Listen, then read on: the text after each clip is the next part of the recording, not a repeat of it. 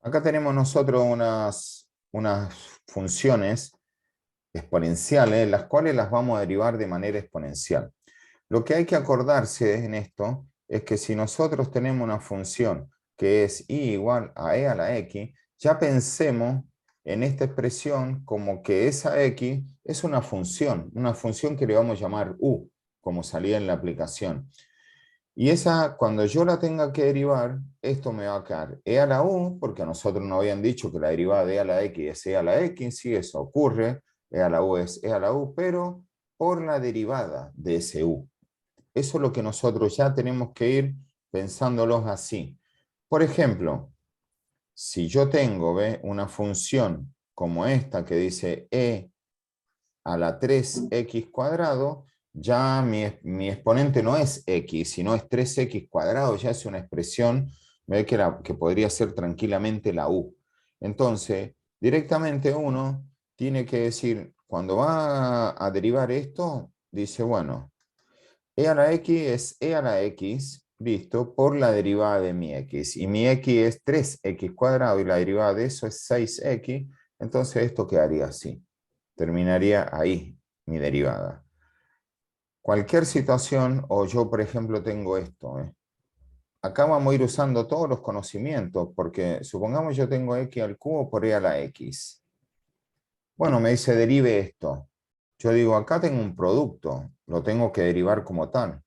Derivo el primero, que es 3x cuadrado, por el segundo sin derivar, más el primero sin derivar, que es x cubo, por el segundo derivado, que es e a la x. Si esto hubiese sido e a la 2x, mire, para que noten esto, vamos a hacer un ejercicio parecido a esto, e a la 2x. Yo cuando hacía esta derivada acá, digo, bueno, hago la derivada de esto, esto me queda 3x cuadrado, por este sin derivar, más este sin derivar por este derivado. E a la 2x es e a la 2x por la derivada de x, que todo este es mi x. La derivada de 2x es 2, eso es lo que tengo que tener cuidado. En este caso es 1. En estos casos que yo puedo sacar factor común, que ustedes ven que tienen expresiones, ¿sí?, que se repiten, tienen que ir acostumbrándose a sacarlas como factor común.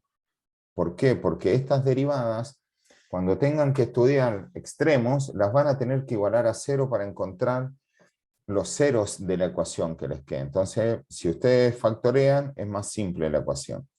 Yo acá podría sacar factor común un x cuadrado porque tengo a la 2 y acá a la 3, y también podría sacar un e a la x.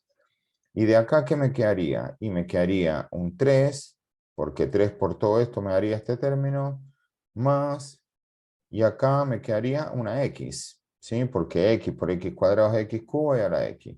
Muy bien, eso me quedaría la derivada factorizada. Esto es fundamental. ¿Por qué? Porque estos ejercicios son típicos de examen y cuando ustedes están buscando extremos relativos, uno hace la derivada primera y esa derivada primera la iguala a cero para encontrar las raíces de esa ecuación. Es decir, esto, si yo me dijera, mire, la derivada primera igual a cero, yo tendría que escribir x cuadrado por e a la x por 3 más x igual a 0 y resolver esta ecuación. Y esta ecuación, si está factorizada, es más sencilla resolverla porque yo tengo dos factores acá. Puedo decir, ¿y esto cómo va a ser? Y esto se va a hacer 0 cuando x cuadrado por e a la x valga 0 o cuando el factor 3 más x valga 0. ¿Y esto cómo es, profe? Y bueno, acá tenemos que pensar, esta ecuación, si esto se hace 0, e a la 0 es 1. Por 0 sería 0. Y si esto fuera 1, no, acá el único número que me va a hacer 0 esta ecuación va a ser x igual a 0. Porque cuando esto valga 0, 0 al cuadrado es 0 por toda la cantidad es 0, e a la 0 es 1, está definido. Así que yo de acá ya rápidamente sé que un 0 de esto es x igual a 0. Y de acá pasaré el 3 restando y me quedará que x es igual a menos 3. Y esos serían los dos ceros de esta función. Que esos después son puntos críticos y me resuelven para encontrar máximos o mínimos. Por eso que es importante en estas derivadas exponenciales tratar de achicar las expresiones, sacar factor común, porque se utiliza mucho después en los extremos. Muy bien. Vamos a hacer otra.